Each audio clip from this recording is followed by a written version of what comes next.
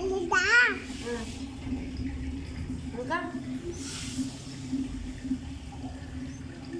ఇంకేమంట తెలీదా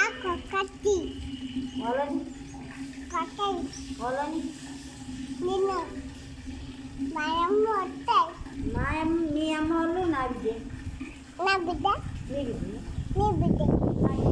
నా బిడ్డ నా బిడ్డ అంటే నా బిడ్డ నా బిడ్డ నా బిడ్డ మీ పప్ప ఏడి మరి మీ పప్ప ఆడున్నాడు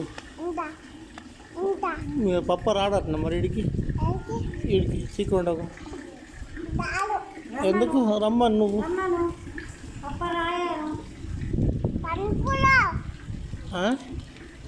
అంది